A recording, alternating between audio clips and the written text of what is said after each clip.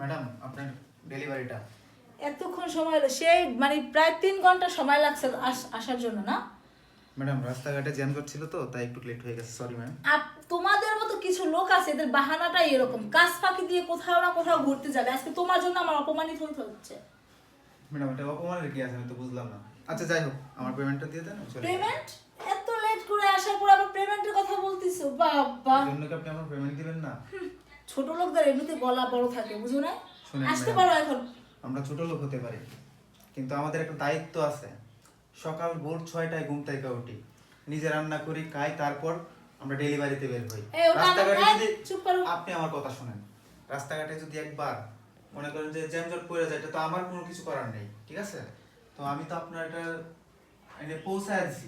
হ্যাঁ দিছো, পৌঁছে দিছো, আমাকে উদ্ধার করছো। বরং আরো আমাকে মানে মানে এখন আমি মানুষের সাথে কত কথা শুনতে হবে, কখন যাওয়ার কথা, এখন কয়টা বেজে গেছে, যত সব আজহারিরা লোকের সামনে আসতে হয় আমার।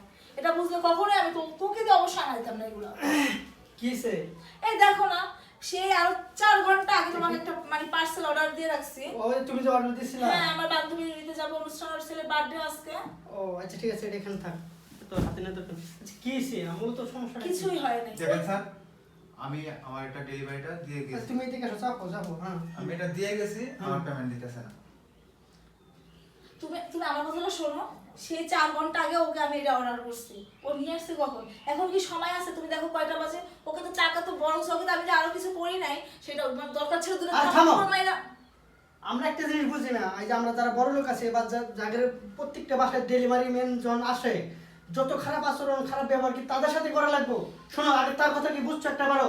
সে কোথায় ছিল, মানে জ্যামে ছিল। তুমিও আমিও কি, আগে আমার কথা বুঝো তারপরে উত্তর দিবা। সেও একটা মানুষ।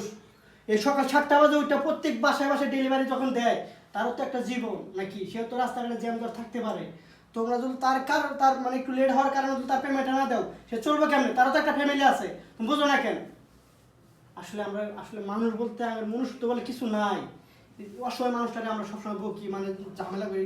আমরা কার টাকা মারি জানো? রিক্সাওয়ালা, ডেলিভারি ম্যান, আমরা তাদের 5 টাকা একটু বেশি দিব, আঙের এই জায়গায় বাজে, আমরা কেন দিই না? তারা একটু ভালো থাকবো, আঙের এটা সহ্য হয় না। তারা যদি ডেলিভারি ম্যান তোমার বাসায় না দিত, তা তোমার এটা কত কষ্ট করে যায় আনতে হইতো, তুমি একটাবার ভাবছো? শোনো আমি কই কি, যা আবার হয়েছে ওর পেমেন্টটা তারা বুঝাই দিও। তুই তো একটা মানুষ, তার একটা ফ্যামিলি আছে।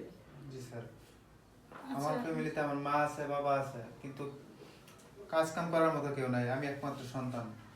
এসএসসি পরীক্ষা পাস করার পরে কোনো চাকরি পাই নাই, ডেলিভারি বয়ের চাকরিটা পাইছিলাম। মানুষের লাত্তি গুতা গাইতে হয়, বাসায় গিয়ে কথা শুনতে হয়। আচ্ছা দেখো, আমার ভুল হয়ে গেছে, আমি বুঝতে আচ্ছা, পারিনি। আমি বুঝতে পারছি। ক্ষমা করে দাও, আমি তোমার জন্য টাকাটা নিয়ে আসতেছি। আচ্ছা শোনো, তুমি টাকা নিবা, বরঞ্চ তুমি আমার টেবিলে খায়া এক লোকে যাবে। না স্যার, খাবো না কিছু। Sorry, sir. শোনো, তুমি তাদের নিয়ে আমার রুমে যাও। আচ্ছা তুমি যাও, টাকার ব্যবস্থা করো। আচ্ছা তুমি একটু আচ্ছা, সময় বসো, আমি তোমাকে তুমি এখানে যাও, টাকা বসো, দিচ্ছি। যাও। একটু সময় বসো, আসো। ঠিক আছে স্যার, থ্যাংক আচ্ছা, ইউ শোনো। স্যার। আপনার মতো কেউ নেই বুঝার মতো। আমার আপনার মতো যদি সবাই বুঝতো তাহলে আমাদের মতো ডেলিভারি বয়রা কখনো অপমান হইতো না। আচ্ছা বুঝতে পারছি, আমার বউ এমনি রাগি হইলেও মন মানুষ হয়তো অনেক ভালো, যে বুঝাই বুঝছি, বুঝতে বুঝছি। পারছি স্যার। আচ্ছা চলো আমরা খাওয়া দাওয়া করে পরে টাকার বাসা নিয়ে যাই।